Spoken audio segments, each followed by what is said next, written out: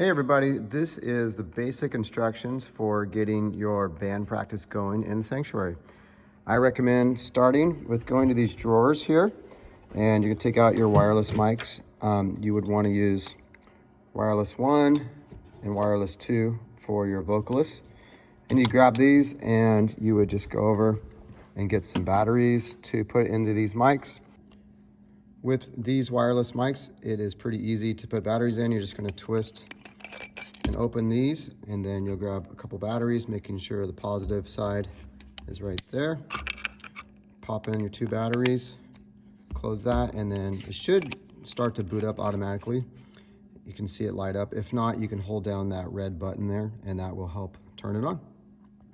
Next up, you would want to grab your in-ear monitor packs for anybody who's going to be using in-ears. Just grab as many as you need and then take them over to the battery station. Okay, with these, it's pretty easy. You're just gonna press the button here to open up your in-ear pack. Grab a couple batteries, AAAs, put them in there.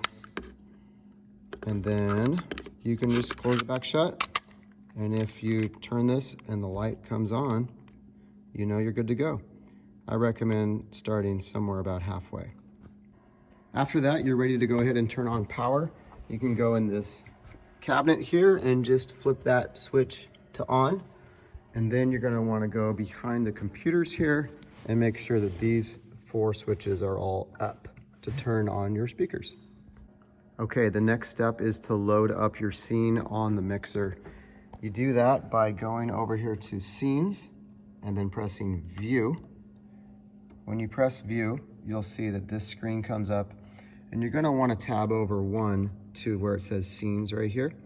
You do that by using the arrow and just hit that once, and you'll see that tabs over to Scenes. Then you're gonna use this lower left encoder to scroll through the different scenes, find the scene that you want. In this case, I wanna load up scene 12. So I'm gonna get that yellow cursor on 12, and then I'll press this encoder once. And it's gonna ask me, do you really wanna load scene 12? I'm gonna press over here, yes, to confirm. And that will load my scene. From there, there's a good chance that a lot of these channels will all be muted. The quick fix for that is just to head on over to the mute groups and unmute the band.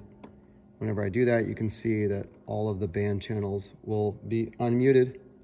And so that's how you can get going. Make sure your channels are on. For getting your band practice going, that should be all you need to do from the mixer. Then you can head on over to the stage, get your MX Bus app open, and it should connect to the Wi-Fi, and you can make individual monitor adjustments as needed, and you should be good to go. If your team wants to use an iPad for some background pad sounds, you can just grab the iPad here that is labeled pads and plug it into the aux cable up on stage. One more thing, if you need any cables or accessories, you can head on over to the sound closet. It is full of extra things you might need, including some instructions right here for how to use the Monitor app. There's QR codes for scanning different help videos and getting the app. But this closet is full of cables and anything you might need right here. If you're not sure which mix you're on, it's pretty easy to just open up one of these stage boxes.